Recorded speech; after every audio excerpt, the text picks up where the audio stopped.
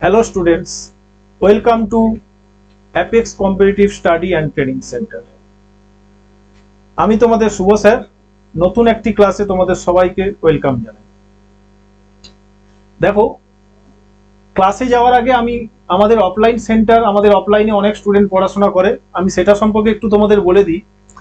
দেখো, আমাদের কিন্তু অগ্নিবীর অর্থাৎ আর্মির ক্ষেত্রে কিন্তু পুরোপুরি ফ্রি অ্যাডমিশন। যারা যারা অ্যাডমিশন নিতে চাও এই নাম্বারে যোগাযোগ করবে। দেখো, এই নাম্বারটা তোমরা কালেক্ট করে রেখে দাও, এই নাম্বারে যোগাযোগ করবে। পুরোপুরি ফ্রিতে তোমরা এখানে অ্যাডমিশন নিয়ে পড়াশোনা করতে পারবে। আর এখানে খুব অল্প খরচে থাকা এবং খাওয়ারও ব্যবস্থা রয়েছে। এবং এছাড়াও আর্মি বাদেও, অগ্নিবীর বাদেও ডব্লিউবিপি অর্থাৎ west Bengal police, air force, BSF, SSC, GD, railway এ সকল পরীক্ষারও পড়াশোনা ব্যবস্থা রয়েছে আমাদের অফলাইন কোচিং সেন্টারে। তো কেউ যদি থেকেও পড়াশোনা করতে চাও তাদের জন্য আমরা থাকা এবং খাওয়ারও ব্যবস্থা করে দেবো খুব অল্প খরচের মধ্যে। তোমরা অবশ্যই এই দুটো নাম্বারের মধ্যে যে কোনো একটা নাম্বারে তোমরা যোগাযোগ করে নেবে। আমাদের সেন্টারটা হচ্ছে পূর্ব মেদিনীপুর, মহিষাদলে। চলো, এবারে আমি আসি আজকের আমাদের যে ক্লাসটা আমি করাবো। আমি আজকে তোমাদের জন্য নিয়ে এসেছি পুরো সাজেস্টিভ ওয়েতে রিজনিং এর একটি নতুন ক্লাস। তো ডব্লিউবিপি তে এই কোশ্চেনগুলো ঘুরিয়ে ফিরিয়ে কোনো না কোনো ভাবে এসে যায়। তো এই কোশ্চেনগুলো আমি তোমাদের আজকে শিখিয়ে দিচ্ছি। আশা করি পরবর্তী সময় থেকে তোমাদের কোনো অসুবিধা হবে না। চলো, আমি বেশি কথা বাড়াবো না, আর একেবারে কোশ্চেনে চলে যাই। দেখো, ফার্স্ট কোশ্চেন কি রয়েছে। ফার্স্ট কোশ্চেন রয়েছে, দেখো, এটা ডিরেকশন টেস্টের একটা কোশ্চেন।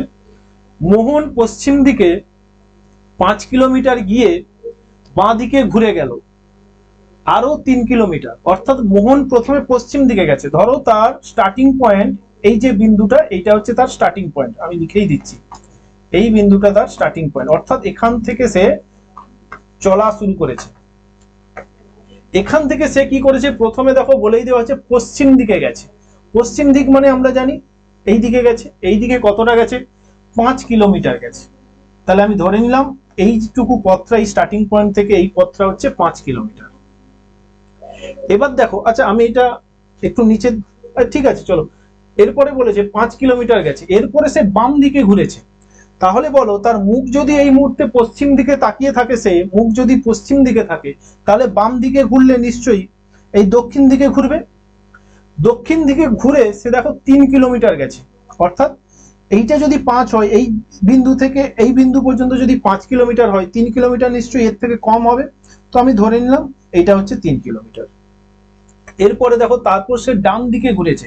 তাহলে এই মুহূর্তে তার মুখ কিন্তু দক্ষিণ দিকে। দক্ষিণ দিকে যদি মুখ হয়, তাহলে সে যদি ডান দিকে ঘুরে, ডান দিকে ঘোরা মানে কোন দিকে ঘুরবে?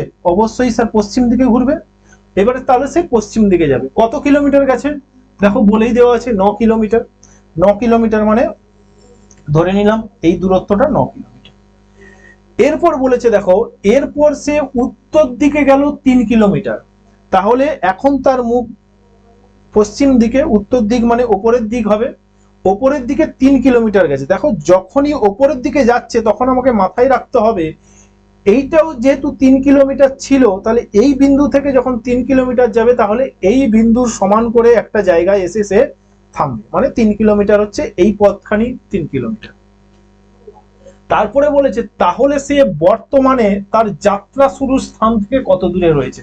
অর্থাৎ এই যে যাত্রা শুরুর স্থান, স্টার্টিং পয়েন্ট, এখান থেকে এই যে বিন্দু, এইটা তার এন্ডিং পয়েন্ট। অর্থাৎ এই জায়গায় সে শেষে এসে দাঁড়িয়ে রয়েছে। এই বিন্দুটা কত দূরত্ব সেটাই জানতে চাওয়া হয়েছে। তাহলে তোমরা বলো, এখান থেকে এইটা হচ্ছে 5 কিলোমিটার, আর এই দূরত্বটা কতখানি হবে? এই দূরত্বটা নিশ্চয়ই স্যার এখান থেকে এই দূরত্বটা যতখানি, এই দূরত্বটাও ততখানি। অর্থাৎ এটাও 9 কিলোমিটার হবে। তাহলে পুরো এই স্টার্টিং পয়েন্ট থেকে এন্ডিং পয়েন্ট, এটা টোটাল কত কিলোমিটার হবে? এটা 5 কিলোমিটার, এটা 9 কিলোমিটার। টোটাল তাহলে স্যার হয়ে যাবে 5 + 9 14 কিলোমিটার। দেখো কোন অপশনে রয়েছে 14 কিলোমিটার? অপশন ডি তে রয়েছে আমাদের 14 কিলোমিটার। অর্থাৎ এই কোশ্চেনটার সঠিক অ্যান্সার হলো অপশন ডি, 14 কিলোমিটার। চলো আমরা নেক্সট কোশ্চেনে যাই। নেক্সট কোশ্চেন দেখো বলেছে, কোনটি অন্যান্যদের থেকে আলাদা? 4টে সংখ্যা রয়েছে, এই 4টে সংখ্যার মধ্যে 3টে একই জাতীয়। আর একটি সংখ্যা রয়েছে যেটা কিন্তু ওই তিনটের থেকে পুরোপুরি আলাদা, তো সেটাই প্রশ্ন করা হয়েছে, সেই একটা যে নাম্বার যেটা আলাদা বাকিদের থেকে সেটা কোনটা।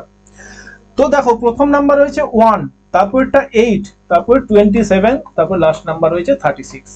একটু খেয়াল করলেই তোমরা দেখবে এই 8 8 অর্থাৎ এটা হচ্ছে 2 এর কিউব, 27 27ও রয়েছে দেখো 3 এর কিউব, 1 এবারে 1 কে তোমরা ভাববে কি এটা কি 1 এর স্কয়ার, দেখো এগুলো যেহেতু কিউব নাম্বার তো ভাবতে হবে 1 হচ্ছে এখানে কিন্তু কিউব নাম্বার, অর্থাৎ 1 হচ্ছে 1 এর কিউব, অর্থাৎ 1 8 27 এই যে নাম্বারগুলো রয়েছে এগুলো কিন্তু কিউব নাম্বার, কোনো না কোনো সংখ্যার কিউব। কিন্তু তুমি যদি 36 এটা যদি তোমরা খেয়াল করো এটা কিন্তু রয়েছে 6 এর স্কয়ার, এটা হচ্ছে স্কয়ার নাম্বার, এটা কিন্তু কিউব নাম্বার নয়। তাহলে তোমরা বুঝতেই পারছো যে বাকি তিনটে নাম্বার কিউব নাম্বার, 36 হচ্ছে এটা হচ্ছে square number, perfect square number. তাহলে এই 36ই হয়ে যাবে আমাদের রাইট অ্যান্সার। অপশন ডি তে রয়েছে 36, এই অপশন ডি 36 এই কোশ্চেনটা হলো আমাদের রাইট অ্যান্সার। চলো আমরা নেক্সট কোশ্চেনে যাই। নেক্সট কোশ্চেন বলেছে দেখো এখানেও সেই সেম চারটে অপশন রয়েছে, চারটে অপশনের মধ্যে কোনটা ব্যতিক্রম, ব্যতিক্রম মানে ওই একই ব্যাপার যে চারটে অপশনের মধ্যে তিনটে একই জাতীয়, বাদ বাকি যে কোনো একটা অপশন সেটা বাকি তিনটের থেকে আলাদা, সেই একটা কোনটা আলাদা সেটাই কিন্তু তোমাকে জানতে চাওয়া হয়েছে। তোমরা যদি একটু খেয়াল করো দেখো এখানে নাম্বারগুলো কি আছে, 117 মানে 117 আর 39, এখানে আছে 164 41 198 66 213 আর 71। একটু তোমরা যদি খেয়াল করো 39-এর সঙ্গে আমরা 3 গুণ করলে 117 পাচ্ছি, অর্থাৎ এই যে প্রথম যে নাম্বারটা রয়েছে এটা সেকেন্ড নাম্বারের 3 গুণ, 39-এর 3 গুণ হচ্ছে 117। আবার এই যে দেখো অপশন সি তে যেটা রয়েছে 66-র 3 গুণ হচ্ছে 198, হচ্ছে এই যে প্রথম নাম্বারটা রয়েছে সেকেন্ড নাম্বারের 3 গুণ। আবার অপশন ডি তে দেখো 71-এর 3 গুণ কিন্তু 213 রয়েছে, কিন্তু 41-এর 3 গুণ কত হয় আমরা জানি, 41-এর 3 গুণ হবে 123, কিন্তু 123 হওয়া উচিত ছিল এই নাম্বারটা, কিন্তু এখানে রয়েছে 164। তাহলে বাকিগুলো কিন্তু কি লজিকে রয়েছে, সেকেন্ড নাম্বারটা 3 গুণ রয়েছে ফার্স্ট নাম্বারটা, কিন্তু অপশন বি তে কিন্তু এটা হচ্ছে না। তাহলে এখানে ব্যতিক্রম নাম্বারটা হচ্ছে অপশন বি, অর্থাৎ সঠিক উত্তর হচ্ছে অপশন বি, সঠিক উত্তর আমাদের হয়ে যাবে অপশন বি। চলো নেক্সট কোশ্চেনে যাই। নেক্সট কোশ্চেন দেখো লুপ্ত সংখ্যাটি কত, অর্থাৎ এটা একটা নাম্বার সিরিজের কোশ্চেন, নাম্বার সিরিজে কয়েকটা নাম্বার রয়েছে, এই নাম্বারগুলোর পরের নাম্বার কি হবে সেটাই জানতে চাওয়া হয়েছে। এটা খুব সোজা, তোমরা দেখো 9 আর 7 যোগ করলে দেখো তার পরের নাম্বার পাওয়া যাচ্ছে 16, 9 আর 7 যোগ করলে 16 হচ্ছে। আবার দেখো 16 আর 9 যোগ করলে তার পরের নাম্বার 25 পাওয়া যাচ্ছে, 25 16, 25 আর 16 যোগ করলে তারপরের নাম্বার 41 পাওয়া যাচ্ছে। তাহলে সবই কি হচ্ছে, পরপর দুটো নাম্বার যোগ করলে তারপরের নাম্বারটা আমরা পাচ্ছি। তাহলে একই রকম ভাবে 41 আর 25 যোগ করলে দেখো 66, 46-এর সঙ্গে 66-র সঙ্গে 41 যোগ করলে 107 হবে। তাহলে এইখানে যে কোশ্চেন মার্ক আছে এই পরবর্তী নাম্বারটা কি হবে, পরবর্তী নাম্বারটা হবে 107-এর সঙ্গে 66 যে যোগ করে দিলেই যে নাম্বারটা আসবে, 160-এর সঙ্গে 66 যোগ করলে আমাদের আসবে 173। 173 দেখো কোন অপশনে রয়েছে, এই যে অপশন সি তে রয়েছে 173। তাহলে এই কোশ্চেনটার সঠিক উত্তর হলো 173। নেক্সট যাই। নেক্সট দেখো বলেছে নিচের দেওয়া কোন রেসপন্সটি সঠিক, অর্থাৎ এই যে কোশ্চেন যেটা দেওয়া আছে দেখো এই কোশ্চেনে কিন্তু কোনো যোগ চিহ্ন বা বিয়োগ চিহ্ন গুণ ভাগ কোনো কিছুই নেই, শুধুমাত্র স্টার আছে। এখানে এখানে তোমাকে বলতে হবে এই কোন স্টার বলতে কোন জায়গায় কোন সাইন বসালে এই যে নতুন সমীকরণটা তৈরি হবে সেই নতুন সমীকরণটা সঠিক হবে। তাহলে আমি অপশন এ ধরে করি, প্রথমে অপশন এ তে রয়েছে গুণ, তাহলে আমি বলতে পারি 8 গুণ 5, প্রথমটাই যেহেতু গুণ আছে গুণ বসালাম, তারপরে স্টারে কি হবে সমান, তারপরে আছে 27, তারপরে আছে -3, তারপরে হবে +16। এবারে দেখো তো এই সমান চিহ্নের দুদিকে একই মান আসে কিনা, এইখানে দেখো সমান চিহ্নের বাম পক্ষে আসছে 8 × 5 40, আর ডান পক্ষে কত আসছে 27 - 3 16, 27 - 3 27 মাইনাস 3 তোমাদের হবে 24, 24 প্লাস 16। তাহলে দেখো ডান পক্ষেও কিন্তু এটা যোগ করলে 40 এসে যাচ্ছে। তাহলে বাম পক্ষ আর ডান পক্ষ যেহেতু একই চলে আসছে, তাহলে আমি বলতে পারি অপশন এটাই সঠিক, এটাই সঠিক রেসপন্স, সঠিক সিকোয়েন্স, এটাই বসালে আমার সঠিক উত্তর চলে আসছে।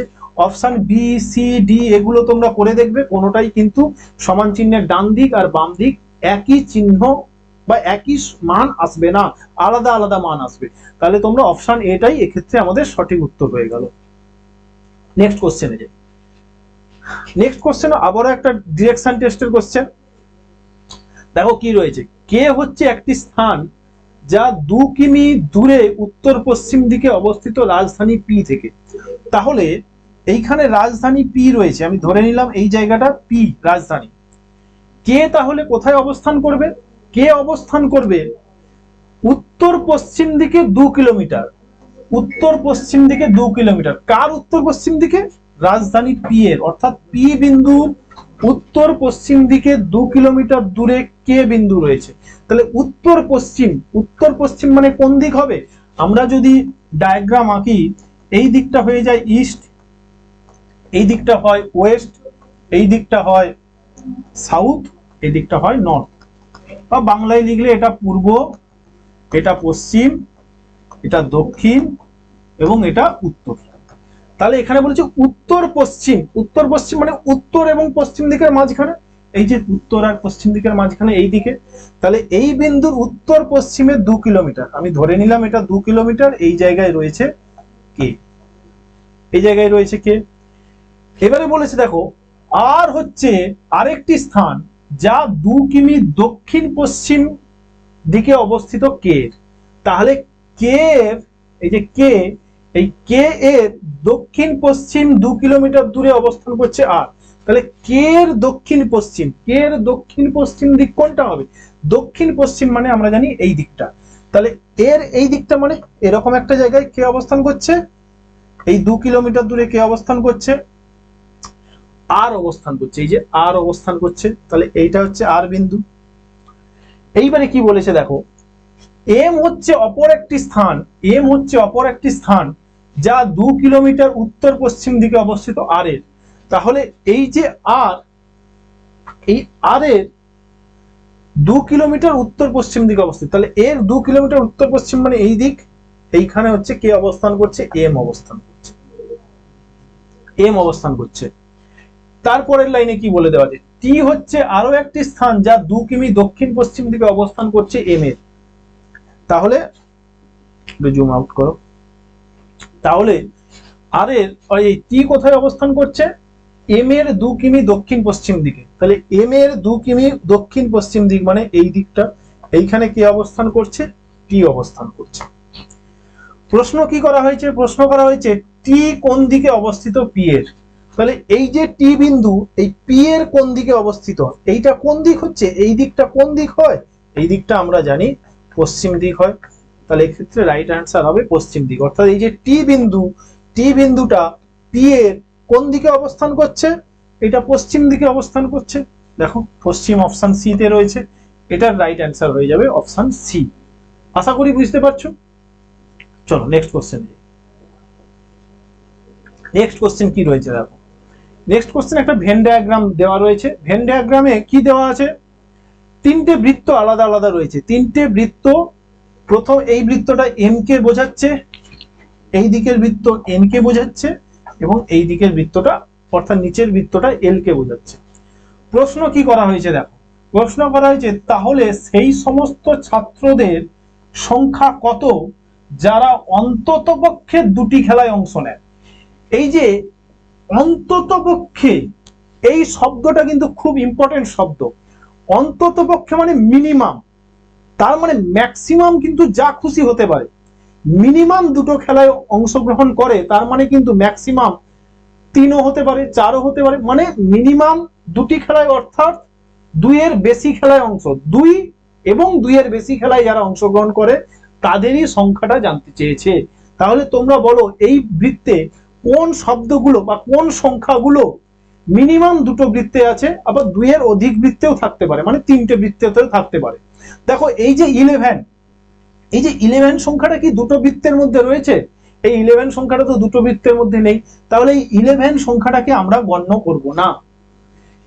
41 সংখ্যাটা কি দুটো বৃত্তের মধ্যে রয়েছে? নেই তো, ও তো একটা বৃত্তের মধ্যেই রয়েছে, তাহলে এই সংখ্যাটাকেও আমরা গণনা করব না। 18 সংখ্যাটাকেও আমরা গণনা করব না, কারণ এটা একটা সংখ্যায় রয়েছে। এইবারে দেখো বাদবাকি যে সংখ্যাগুলো পড়ে রয়েছে এগুলো কিন্তু মিনিমাম দুটো বৃত্তের মধ্যে রয়েছে।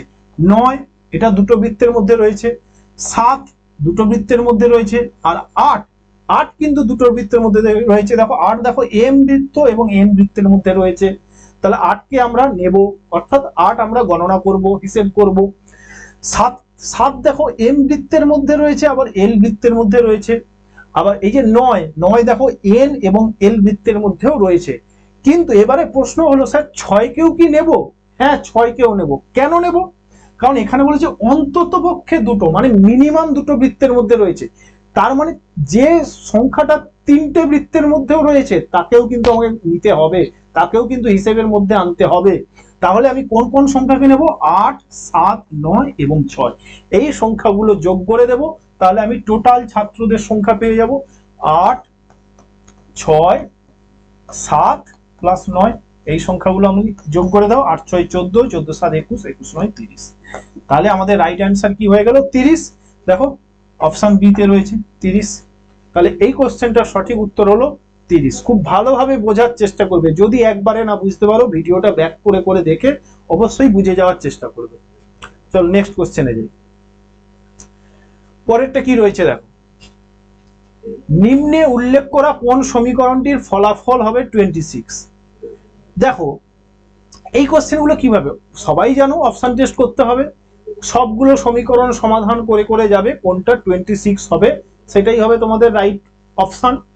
কিন্তু খুব সহজে চিনবে কিভাবে? দেখো এইখানে ফলাফল কি বলেছে? 26 হবে। 26 আমরা জানি একটা পূর্ণ সংখ্যা, ভগ্নাংশ তো নয়। 26 হচ্ছে একটা পূর্ণ সংখ্যা, তার মানে এখানে যতগুলো ভাগের ব্যাপার আসবে সবগুলো ভাগের ক্ষেত্রেই পূর্ণ সংখ্যা হওয়া উচিত। যদি কোথাও ভগ্নাংশ এসে যায় তাহলে তার রেজাল্টটাও নিশ্চয়ই ভগ্নাংশেই বেরোবে।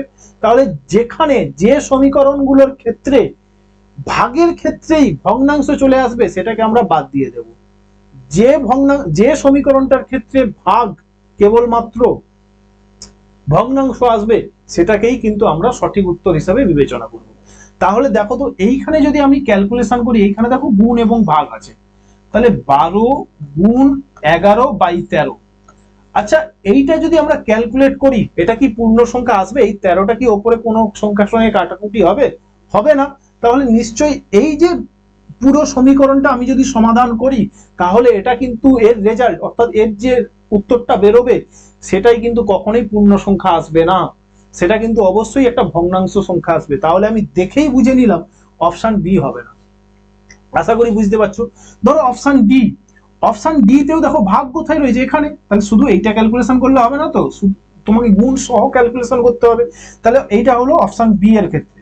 অপশন ডি এর ক্ষেত্রে দেখো এইটা যদি আমরা ক্যালকুলেশন করি 16 গুণ 12 ডিভাইডেড বাই 11। আচ্ছা এইটা কি 11 কি কাটাকুটি হবে? কারোর সঙ্গেই হবে না, তাহলে নিশ্চয়ই এটাও কিন্তু ভগ্নাংশ চলে আসবে, তাহলে এটা উত্তর আসবে না। অপশন সি তে দেখো তো, অপশন সি যদি আমরা করি 8, এখানে তো আর ভাগ তারপরে তো যোগ চলে আসছে, তাহলে ওটা নেবই না যোগটা। তাহলে 18 ডিভাইডেড বাই 16, এটা যদি কাটাকুটি করি 2 দিয়ে, 2 8 18, 2 9 18, তাহলে এই 9/8 এটাও একটা ভগ্নাংশ থেকে যাচ্ছে, তাহলে অবশ্যই এটাও উত্তর হবে না। অপশন এটা করে দেখো তো, তাহলে আমরা এই পোর্শনটা আমরা করে দেখবো। অপশন এটা দেখো 18 গুণ 16 ডিভাইডেড বাই 12, এটা তোমরা কাটাকুটি করো, 4 দিয়ে কাটলে 4 3 12, 4 4 16, আবার 3 দিয়ে কাটলে দেখো 3 6 18, তাহলে আলটিমেটলি এইটা দেখো এটা একটা পূর্ণ সংখ্যা এলো, এটা একটা পূর্ণ সংখ্যা এসছে 24। তাহলে আমার কিন্তু পুরোটা ক্যালকুলেশন করার আর কোনো দরকারই নেই, শুধুমাত্র এই ভাগের দিকটা আমি দেখে নিলাম, পেয়ে গেলাম উত্তর অপশন এ। আশা করি বুঝতে পারছো। এরকম আরো সাজেস্টিভ কোশ্চেন আমরা নেক্সট ভিডিওতে আনবো। যাদের ক্লাসটা ভালো লাগছে, আরো নতুন নতুন কিছু শিখতে চাও, অবশ্যই চ্যানেলটা ফলো করে রাখো, চ্যানেলটা সাবস্ক্রাইব করে রাখো, এবং এই ভিডিওটা যদি ভালো লাগে তোমরা লাইক এবং কমেন্ট করে জানাও, এবং বন্ধুদের সঙ্গে অবশ্যই শেয়ার করবে। চলো আমি নেক্সট যাচ্ছি। নেক্সট কোশ্চেন কি আছে দেখো, নিচের কোনটি অন্যদের থেকে আলাদা, অর্থাৎ চারটে অপশনের মধ্যে তিনটে একই জাতীয়, একটা অন্য জাতীয়, সেই অন্য কোনটা সেটাই জানতে চাওয়া হয়েছে। এটা কিভাবে করবে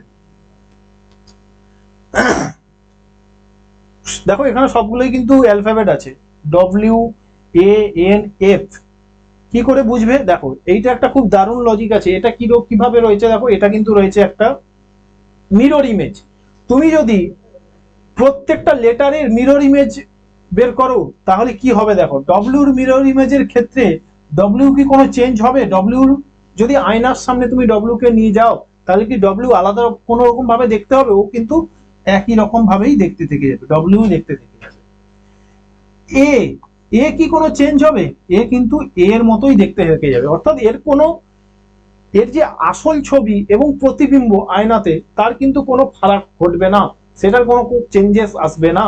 তাহলে এক্ষেত্রে কিন্তু এই থেকে যাবে, ডব্লিউ থেকে যাবে, ডব্লিউর মতোই দেখতে থেকে যাবে। এন কি এক আলাদা দেখতে হবে? এন কিন্তু এইভাবে দেখতে হবে, তাই না?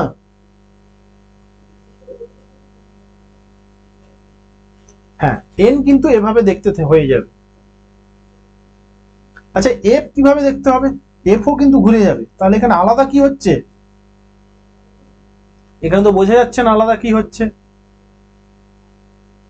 আচ্ছা, তাহলে আমি একটু অন্যভাবে ভাবি। এই লজিকে তো আসছে না, এই লজিকে তো আমি বুঝতে পারছি না। তাহলে আমি অন্য লজিকে যদি ভাবি, দেখো এইখানে যে লেটার গুলো রয়েছে, এই লেটার গুলোর মধ্যে তোমরা খুব ভালোভাবেই বুঝতে পারছো, WFN, WF এবং এন, এই সবগুলো কিন্তু কনসোনেন্ট আছে, তাই না? একমাত্র এই রয়েছে ভাওয়েল। তাহলে এখানে প্রত্যেকটার থেকে আলাদা কোনটা? অবশ্যই এ। প্রত্যেকটার থেকে আলাদা মানে বাকি তিনটের থেকে আলাদা অবশ্যই এ একমাত্র লেটার যেটা কিনা ভাওয়েল রয়েছে, বাদ বাকিগুলো কিন্তু কনসোনেন্ট রয়েছে। তাহলে এখানে অন্যদের থেকে আলাদা কোনটা? সঠিক উত্তর হয়ে যাবে আমাদের অপশন বি, এটাই আমাদের সঠিক উত্তর। আশা করি বুঝতে পারছো। মিরর ইমেজ এক্ষেত্রে কিন্তু আমরা কাজে লাগালে চলবে না, মিরর ইমেজ এক্ষেত্রে কাজে লাগালে চলবে না। আমি মিরর ইমেজটা ভেবেছিলাম প্রথমে, কিন্তু এটা কাজে লাগালে কিন্তু হবে না। তাহলে আমাদের এই কনসোনেন্ট এবং ভাওয়েল এই কনসেপ্ট নিয়ে ভাবতে হবে, এই কনসেপ্ট নিয়ে ভাবলে সঠিক উত্তর হয়ে যাবে অপশন বি, যেখানে এ রয়েছে। চলো নেক্সট কোশ্চেন কি দেখো, নিচের কোন ছবিটি টেনিস প্রেমী, ক্রিকেটার ও ছাত্রদের সম্পর্ক নির্দেশ করছে? তাহলে দেখো, প্রথমে আমরা বের করব টেনিস প্রেমী এবং ক্রিকেটারের মধ্যে সম্পর্ক। আচ্ছা, কোন একজন ব্যক্তি যে টেনিস ভালোবাসে, আবার সে ক্রিকেট খেলে, অর্থাৎ সে নিজে ক্রিকেটার, এটা তো হতেই পারে। কিন্তু এটা তো আমি বলতে পারবো না সব ক্রিকেটার টেনিসকে ভালোবাসে, এটা তো আমরা বলতে পারবো না। তাহলে আমি বলতে পারি কিছু টেনিস প্রেমী যে কিনা ক্রিকেটার, বা উল্টো দিক দিয়ে ভাবলে কিছু ক্রিকেটার যে কিনা টেনিস প্রেমী। তাহলে কিছু ব্যাপারটা আসলে কিভাবে আসে, ডায়াগ্রাম এই যে এইটা। তাহলে এইটা ধরে নিলাম আমার টেনিস লাভার, আর এ হচ্ছে আমার ক্রিকেটার। এবারে আছে দেখো ছাত্র। আচ্ছা, সব টেনিস প্রেমী কি ছাত্র নয়? ছাত্রদের বাইরেও অন্যান্য প্রফেশনে যারা রয়েছে তারাও টেনিস প্রেমী হতে পারে, বা ছাত্রদের বাইরে যারা আছে তারাও ক্রিকেটার হতে পারে। সব ছাত্র নিশ্চয়ই টেনিস প্রেমী বা ক্রিকেটার হবে না। তাহলে আমি বলতে পারি কিছু হতে পারে, কিছু ছাত্র হতে পারে যারা টেনিস প্রেমী, যারা ক্রিকেটার। তাহলে এই কিছু ব্যাপারটা যখন চলে আসবে তখন দুটোর সঙ্গেই কিন্তু কিছু আসছে, টেনিস প্রেমীর সঙ্গেও কিছু ছাত্র টেনিস প্রেমী, আবার কিছু ছাত্র ক্রিকেটার। তাহলে ছাত্র কিন্তু দুটোর সঙ্গেই কিছু সম্পর্কে থাকবে। তাহলে আমি দুটোর সঙ্গে কিছু সম্পর্কে দিয়ে দিলাম এই ছাত্রকে। এইটা হচ্ছে ছাত্র মানে স্টুডেন্ট, তাহলে আমি বাংলাতেই লিখে দিচ্ছি, এটা হচ্ছে ছাত্র, এইটা হচ্ছে ক্রিকেটার, আর এটা হচ্ছে টেনিস প্রেমী। তাহলে দেখো এই অপশনটা কোথায় রয়েছে, এই ছবিটা কোন অপশনে রয়েছে? অপশন বি তে রয়েছে। তাহলে এই ক্ষেত্রে সঠিক উত্তর হয়ে যাবে অপশন বি। নেক্সট দেখো, একটা সিরিজ রয়েছে, রিপিটিং সিরিজ। এই রিপিটিং সিরিজ কিভাবে করতে হয় আশা করি সবাই জানো, যদি না জানো শিখে নাও। তো দেখো এখানে সিরিজটা রয়েছে, প্রথমে আমরা কি করব, এখানে একটু সহজ উপায় দেখো, এখানে বুঝতে পারবে এই যে কোশ্চেনটা রয়েছে, কোশ্চেনে কিন্তু এ বি সি বাদে অন্য কোনো লেটার নেই। আবার অপশন গুলোও দেখো, অপশন গুলোতেও কিন্তু এ বি বা সি বাদে এই তিনটে লেটার বাদ দিয়ে অন্য কোনো লেটার নেই। তাহলে ব্যাপারটা আমাকে ভাবতে হবে এটা কিন্তু সার্কেল রিপিটেশন হওয়ার প্রবাবিলিটি সব থেকে বেশি, সার্কেল রিপিটেশন হওয়ার পসিবিলিটি রয়েছে। তাহলে আমি একবার করে দেখি সার্কেল রিপিটেশন কিভাবে হয়। এ বি সি যেমন পরপর আসে তেমন আমরা করব, এ থেকে বি, বি থেকে সি, আবার একই রকম ভাবে সি থেকে এ, এইভাবে সার্কেলই এটা চলতে থাকবে। তাহলে প্রথমে এ থেকে শুরু হয়েছে, দেখো এখানে এ থেকে শুরু হয়েছে, এ থেকে শুরু হয়েছে মানে তাহলে পরপর ঘোরাও, প্রথমে এ বসবে, তারপরে বি বসবে, তারপরে সি বসবে। তাহলে এই যে ড্যাশ রয়েছে এই ড্যাশে কিন্তু সি হওয়ার পসিবিলিটি রয়েছে। তাহলে প্রথমটা এ থেকে শুরু হয়েছিল, তার পরেরটা তাহলে কোথা থেকে শুরু হবে? স্যার বি থেকে শুরু হবে। দেখো এখানেও বি থেকে শুরু হয়েছে, অর্থাৎ এইটা একটা এ বি সি। এর পরেরটা দেখো বি থেকে শুরু হয়েছে, তাহলে বি থেকে শুরু হলে বি, তারপরে সি আসবে, তারপরে এ আসবে। দেখো বি সি এ রয়েছে। তাহলে প্রথমটা এ থেকে শুরু হয়েছে, দ্বিতীয়টা বি থেকে শুরু হয়েছে, তারপরে একটা নিশ্চয়ই সি থেকে শুরু হবে। দেখো সি থেকে যদি আমি শুরু করি ব্যাপারটা কি দাঁড়াবে? সি প্রথমে আসবে, তারপরে আসবে এ, তারপরে আসবে বি, তাহলে সিরিজটা হয়ে যাবে সি এ বি। তাহলে নিশ্চয়ই এই ড্যাশে সি বসবে, হ্যাঁ কি না? এবার দেখো পরের গুলো আমার আর করার দরকারই নেই। কেন করার দরকার নেই? প্রথম দুটো লেটার পাচ্ছি আমার সি সি, দেখো তো কোন অপশনে প্রথম দুটোই সি সি আছে? দেখো অপশন বি তে। তাহলে না করেই কিন্তু আমি বুঝে গেলাম অপশন বি সঠিক উত্তর। পরীক্ষা সেন্টারে অ্যাপ্রোচটা কিন্তু তোমার এভাবেই হবে। আমি এখানে শেখাতে এসেছি, তোমাদের আমি পুরোটা করে শিখিয়ে দিচ্ছি। পরীক্ষা সেন্টারে কিন্তু বাদ বাকিগুলো আর করার কোনো দরকারই নেই। এটুকু করেই আমরা বুঝে নিলাম option B is correct answer. চলো তবু আমি দেখিয়ে দিই তোমাদের।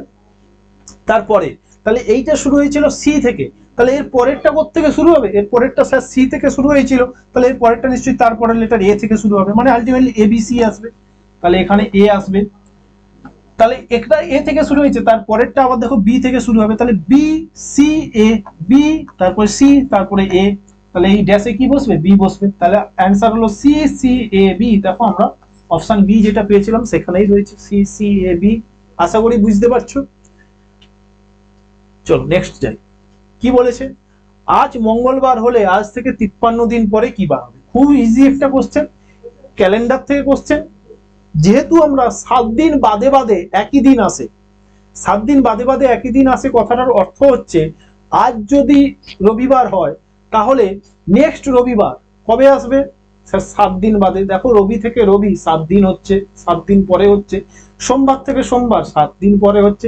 তাহলে প্রত্যেকটা বার বা প্রত্যেকটা দিন কিন্তু 7 দিন গ্যাপে গ্যাপে আসে, 7 দিন বাদে বাদে আসে। তাহলে ওই জন্য আমরা কি করব? যতদিন পরে বের করতে দেবে বা যতদিন আগে বের করতে দেবে সেক্ষেত্রে আমি কি করব? সেই দিনটাকে 7 দিয়ে ভাগ করব। 53 কে সবসময় আমরা 7 দিয়ে ভাগ করব। তাহলে আমরা যদি ভাগ করি 7 7 49, আর ভাগ শেষ থাকবে 4। তার মানে 53 দিন কথাটার অর্থ 7 সপ্তাহ এবং 4 দিন। তাহলে বলো প্রতি 7 দিন বাদে বাদে একই দিন আসে, তাহলে প্রতি সপ্তাহ 7 দিন মানে 1 সপ্তাহ, মানে প্রতি 1 সপ্তাহ বাদে বাদে একই দিন আসে। তাহলে 7 সপ্তাহ বাদেও কিন্তু একই দিন আসবে, মানে আজ মঙ্গলবার হলে 7 সপ্তাহ পরও কিন্তু একই দিন অর্থাৎ মঙ্গলবারই আসবে। তার মানে আলটিমেটলি আমাদের ফ্যাক্টর কোনটা হবে? ফ্যাক্টর হবে এই যে এক্সট্রা 4 দিন, 7 সপ্তাহ হয়ে যাওয়ার পরেও যে এক্সট্রা 4 দিন পরে রয়েছে সেটাই হচ্ছে আসল ব্যাপার। অর্থাৎ 7 সপ্তাহ পরে মঙ্গলবার আসবে, তারপরেও কিন্তু আরো 4 দিন, অর্থাৎ মঙ্গলবারের পরে 4 দিন মানে কি বার হয় সেটা তোমরা একটু হিসেব করে নেবে। মঙ্গলবারের পরে 4 দিন মানে হয়ে যাবে শনিবার। তাহলে এক্ষেত্রে সঠিক উত্তর হবে শনি। তাহলে দেখো আলটিমেটলি তোমার কিন্তু এইটা নিয়ে কোনো মাথা ঘামানোর দরকারই নেই। যেটা ভাগশেষ আসবে মঙ্গলবার ছিল, যেহেতু পরে বলেছে, পরে হলে তাহলে কি করবে? এই ভাগশেষ যেটা সেটা যোগ করে দেবে মঙ্গলবারের সঙ্গে আমরা 4 দিন যোগ করে দেবো, উত্তর এসে গেল শনিবার। যদি বলতো 53 দিন আগে কি বার ছিল সেক্ষেত্রে কি করতাম? আগে মানে এই যে ভাগশেষ যেটা আসবে সেটা আমরা বিয়োগ করে দেবো, মঙ্গলবার থেকে 4 দিন বিয়োগ করে দেবো, সেক্ষেত্রে আমরা সেই কোশ্চেনটার অ্যান্সার পেয়ে যেতাম। এক্ষেত্রে যেহেতু পরে বলেছে তাহলে যোগ করলাম। আশা করি বুঝতে পারছো। চলো নেক্সট দেখো কি বলেছে, রিঙ্কি প্রিয়া ও বিনা থেকে বয়সে ছোট। আচ্ছা, রিঙ্কি এ কি হয়েছে, প্রিয়া এবং বিনার থেকে বয়সে ছোট। তাহলে এই যে রিঙ্কিকে আমরা আর দ্বারা ডিনোট করছি, রিঙ্কি কি হয়েছে, প্রিয়া এবং বিনার থেকে বয়সে ছোট। রিঙ্কি বিনার থেকে বয়সে ছোট। বিনা সবিতার থেকে বয়সে বড় কিন্তু প্রিয়ার থেকে বয়সে ছোট। তাহলে বিনা কি বলেছে, সবিতার থেকে বয়সে বড়। এই যে বিনা সবিতার থেকে কিন্তু বয়সে বড় হবে, তাহলে সবিতা নিশ্চয়ই এই দিকেই থাকবে। এই বিনা সবিতার থেকে বয়সে বড়, প্রিয়ার থেকে বয়সে ছোট। তাহলে এই যে বিনা এ কিন্তু প্রিয়া থেকে বয়সে ছোট। তাহলে আলটিমেটলি আমি সবগুলোকে যদি জয়েন করিয়ে দিই, প্রিয়ার থেকে কিন্তু বিনা ছোট হবে। তাহলে এই সব সমীকরণগুলোকে যদি আমি জয়েন করিয়ে দিই, ব্যাপারটা আসবে দেখো, পি এর পর আমার বি আসবে, হ্যাঁ কি না?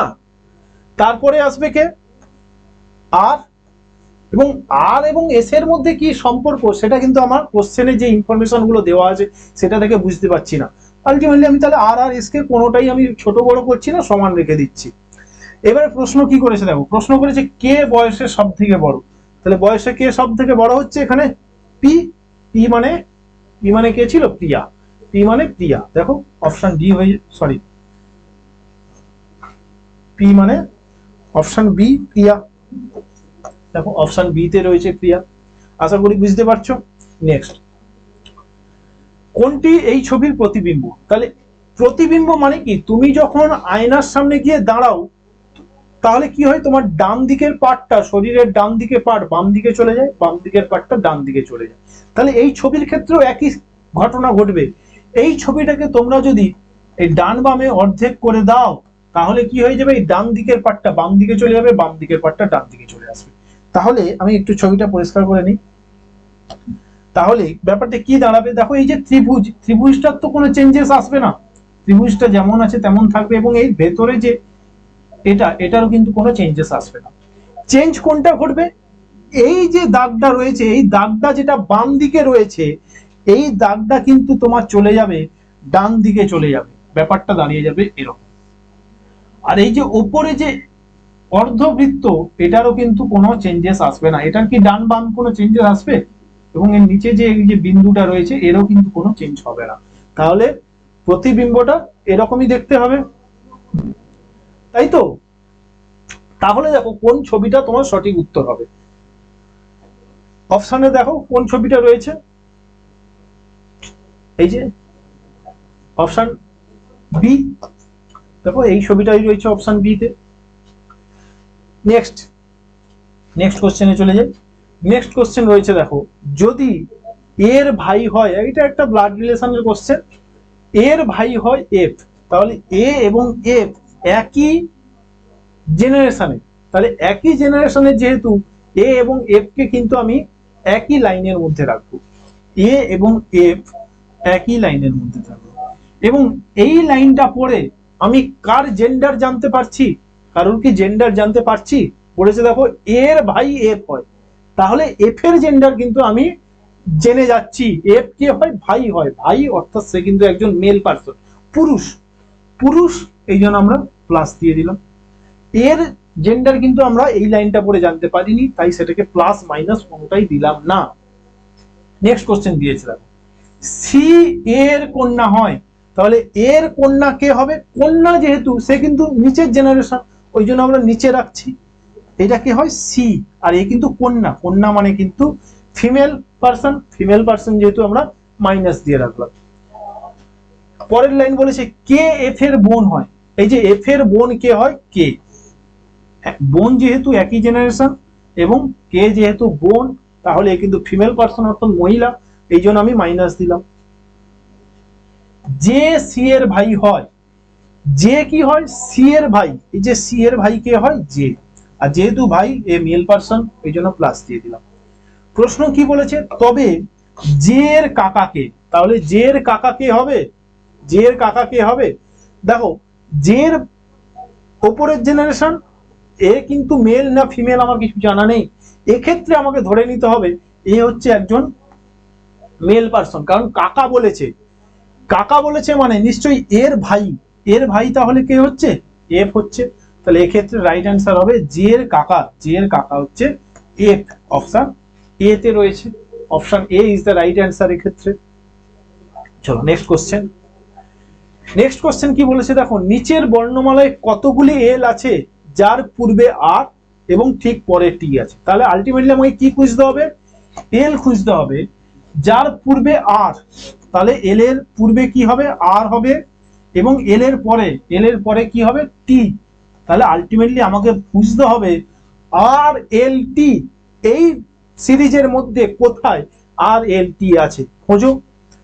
আর এল টি কি কোথাও রয়েছে, আর এল টি দেখো, আর এল টি না, এখানেও নেই, আর এল টি এখানেও নেই, আর এল টি দেখো এইখানে একটা পাচ্ছি আর এল টি, এই যে আর, আমি এই যে দেখো দাগ দিয়েছি আর এল টি, এইখানে গিয়ে শেষ হচ্ছে আর এল টি। আর কি কোথাও রয়েছে, আর কোথাও নেই আর এল টি, তাহলে এখানে সঠিক উত্তর হয়ে যাবে 1। তাহলে এখানে কতগুলো জায়গায় কতগুলো এল আছে যার পূর্বে আর এবং পরে টি আছে, তাহলে এই যে এক জায়গা আর এল টি, এটাই হয়ে যাবে রাইট অ্যান্সার 1। নেক্সট কোশ্চেন, এটা একটা দেখো কোডিং ডিকোডিং এর কোশ্চেন। যদি বিউটি কে Y V Z F G F রেখায় হয় তাহলে এগুলো আমরা কিভাবে করব, beauty B E A U T Y, Y V Z F G B এটা হয়, তাহলে চাংকে কিভাবে লেখা যাবে, C H A R M, চাংকে কিভাবে লেখা যাবে। তাহলে এগুলো সবার প্রথমে আমরা কি করতে হয়, নাম্বারিং গুলো র্যাঙ্কিং গুলো লিখে দিতে হয়। 2 5 এ 1 21 20 25, এখানে 2 7 6 26 22 25। একটা জিনিস খেয়াল করো, আমরা জানি সব অপোজিট লেটারের যোগফল সবসময় কিন্তু 27 হয়। দেখো আমরা এখানে দেখতে পাচ্ছি এই যে অপোজিট লেটার বসে আছে, কারণ কিভাবে দেখেই বুঝে গেলাম অপোজিট লেটার, বি এর অপোজিটে ওয়াই, যোগফল দেখো 27 হচ্ছে, 2 আর 25 যোগ করলে 27। ই এর অপোজিটে দেখো ভি থাকে 22 প্লাস 27, 1 আর 26 27, 21 আর 6 27, 20 7 27, 25 2 27। দেখো মানে সবগুলোই কিন্তু কি হয়েছে, অপোজিট লেটার গুলো বসে রয়েছে, অপোজিট লেটার বসে রয়েছে। তাহলে একই রকম ভাবে চার্মের সব লেটার গুলোর অপোজিট লেটার বসিয়ে দেবো, সি এর অপোজিট লেটার এক্স, এইচ এর অপোজিট লেটার এস, এ এর opposite letter Z, x S Z, x x Z দেখো কোনো আর কোনো অপশনে নেই, কেবলমাত্র অপশন এটাই রয়েছে। তাহলে আমার আর দেখতেই হবে না, আর এর অপোজিট আই, এম এর অপোজিট এন, তাহলে এইটাই হয়ে যাবে সঠিক উত্তর, x Z N I N option A তে রয়েছে। আশা করি বুঝতে পারছো। আমাদের অফলাইন ক্লাসে কিন্তু এগুলো একদম চ্যাপ্টার ধরে ধরে বোঝানো হয়।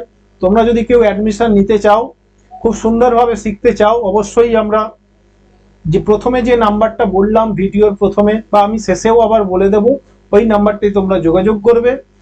আমাদের অফলাইন ব্যাচে তোমরা ভর্তি হয়ে যাও, খুব স্বল্প খরচে এখানে থাকা খাওয়া করেও তোমরা কিন্তু পড়াশোনা করতে পারবে। চলো আমরা নেক্সট কোশ্চেনে যাই। নেক্সট কোশ্চেনে কি আছে দেখো, নেক্সট কোশ্চেনে আছে যদি বাতাসকে সবুজ বলা হয়, সবুজকে নীল বলা হয়। দেখো এই কোশ্চেনগুলো পুরোটা পড়ার দরকারই নেই, তুমি যদি টাইপটা প্র্যাকটিস করে যাও বাড়ি থেকে তাহলে কোশ্চেনটা পুরোটা পড়ার দরকার নেই, পুরোটা পড়া মানে তোমার ফালতু সময় নষ্ট। প্রথমেই চোখ চলে যাবে তোমার কোশ্চেনের দিকে, আকাশের রং কি হবে। আচ্ছা তোমরা আকাশের রং কি জানো, আকাশের রং হয় আকাশী নয়তো বা নীল। দেখো এখানে আকাশী আর নীলের মধ্যে কোনটা আছে, এখানে আছে দেখো নীল আছে, তাহলে আকাশের রং আমরা জানি নীল। এবারে তোমরা দেখে নাও নীলকে কি বলা হচ্ছে, তোমরা খোঁজো নীলকে কি বলা হচ্ছে, এই যে দেখো এখানে দেওয়া আছে, নীলকে কি বলা হচ্ছে, আকাশ বলা হচ্ছে। তাহলে এক্ষেত্রে সঠিক উত্তর কি হয়ে যাবে, আকাশ। অর্থাৎ যে কোশ্চেনটা করা হবে তার সঠিক উত্তর যেটা হবে তাকে কি বলা হচ্ছে সেটাই হয়ে যাবে এই কোশ্চেনের ক্ষেত্রে সঠিক উত্তর। আকাশের রং কি, আকাশের রং আমরা জানি নীল, এই কোশ্চেনের ক্ষেত্রে লেখা আছে নীলকে বলা হয় আকাশ, তাহলে নীলকে যেহেতু আকাশ বলা হয় তাহলে সঠিক উত্তর হয়ে যাবে আকাশ। নেক্সট কোশ্চেন, নেক্সট কোশ্চেন রয়েছে দেখো 16 + 2 = 16, 20 প্লাস 4 40, 24 প্লাস 8 96 হলে 15 প্লাস 6 কত? এটা কিভাবে করেছে দেখো, এই যে সেকেন্ড নাম্বারটা রয়েছে, এই সেকেন্ড নাম্বারকে অর্ধেক করলে, অর্ধেক মানে হাফ, মানে 2 দিয়ে ভাগ করলে কত হবে? 1 হবে। এইবারে কি করেছে, ফার্স্ট নাম্বারের সঙ্গে সেকেন্ড নাম্বারটা গুণ করেছে, মানে 16 সঙ্গে 1 গুণ করে দিয়েছে, উত্তর এসে গেছে 16। একই রকম ভাবে এখানে দেখো, 4 এর অর্ধেক 2, 4 কে 2 দিয়ে ভাগ করলে 2 হবে, আর 20 সঙ্গে 2 গুণ করে দিলেই দেখো 40 হয়ে যায়, 20 সঙ্গে 2 গুণ করলেই 40 হয়ে যাচ্ছে। একই রকম ভাবে দেখো, 8 এর অর্ধেক করলে 4, আর 24 এর সঙ্গে 4 গুণ করে দিলেই কিন্তু 96 হয়ে যাচ্ছে। তাহলে 15 প্লাস 6, এক্ষেত্রে ওই একই লজিক আমরা কাজে লাগিয়ে দেব।